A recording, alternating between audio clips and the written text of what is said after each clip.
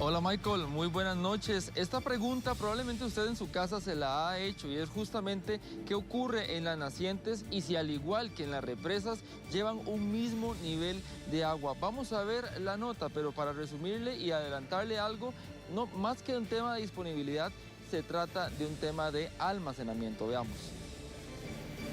Las lluvias tienen muchas caras. Las torrenciales precipitaciones llevaron a la Comisión Nacional de Emergencias a declarar alerta verde en el país. Los embalses de la Compañía de Fuerza y Luz aumentaron un 50% su capacidad y el ICE anunció tregua esta semana. Pero 140,000 personas de 9 cantones de la gran área metropolitana se quedan sin agua esta semana. ¿A qué se deben estos contrastes? De la estación lluviosa pasada y la prolongación de la estación seca durante estos meses hasta ahorita que empezó a llover, tiene un efecto en la recarga de los acuíferos, ya sean las nacientes o los ríos, lo que llamamos la cuenca hidrográfica. Este efecto, junto con el aumento de la demanda producto de la época seca, producen un aumento de la demanda con respecto a la producción. Las fuentes no son capaces de dar el caudal suficiente para poder hacerle frente a la demanda aumentada. ¿Por qué las mismas lluvias logran llenar un embalse en pocos días pero no mermar los cortes de agua? El embalse lo que permite es precisamente trasladar agua de una época lluviosa a una época seca, entonces de un mes hacia otro. La mayoría de los sistemas de agua potable de nuestro país tienen dos tipos de fuente. Unas son de agua subterránea y las otras son, digamos, nacientes o de agua superficial, pero lo que nosotros conocemos como a filo de agua. O sea, que no tienen un embalse, sino que lo que tienen es una pequeña represa que lo que hace es como una especie de poza donde sale un tubo y captan el agua. ¿Qué quiere decir eso? Que no tienen capacidad de almacenaje esos sistemas superficiales. Veamos, una planta potabilizadora puede ser construida entre 6 a 8 meses, mientras un embalse hidroeléctrico podría tardar mínimo 2 años y son instalados en ríos con más caudal por su propósito, mientras las primeras deben ser instaladas en pozos, ríos más pequeños o nacientes. Y la principal diferencia entre estas dos estructuras es lo que determina su disponibilidad de agua, el almacenamiento.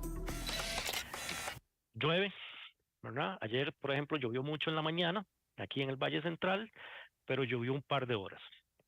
¿Qué sucede? Tenemos agua un par de horas. Luego de eso, dejó de llover en algunos sectores, el caudal del río bajó y ya no vuelvo a tener suficiente agua para satisfacer la demanda.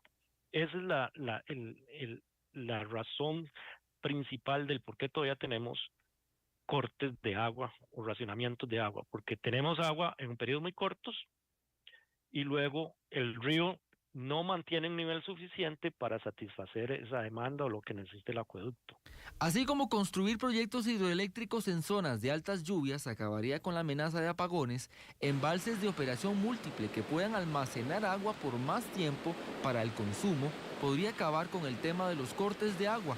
Eso sí, tomando en cuenta que no en todo el país llueve igual. Nosotros podemos tener mucha agua de muy mala calidad y por lo tanto no nos sirve para agua potable. O es muy caro convertirla en agua potable. O podemos tener, ¿verdad? Todas las combinaciones, muy poca agua, pero de muy buena calidad. Analizando este primer cuatrimestre del año 2024, identificamos condiciones deficitarias en gran parte del país. Las principales, con más de 200 milímetros dejados de percibir, se ubican en la vertiente del Caribe. Yo siento que es como que nos están engañando.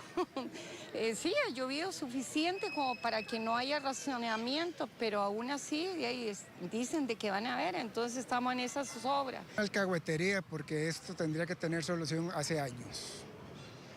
Y yo no sé qué están esperando. Que nos ahoguemos. Es decir, que nos ahoguemos del calor.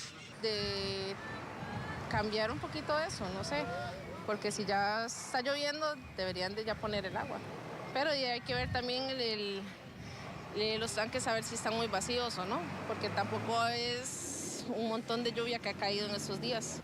Según los expertos, cambiar esta cultura de la contaminación de los ríos, así como acabar con la deforestación, solucionaría en gran medida no solamente la disponibilidad de agua, sino el volumen de esta.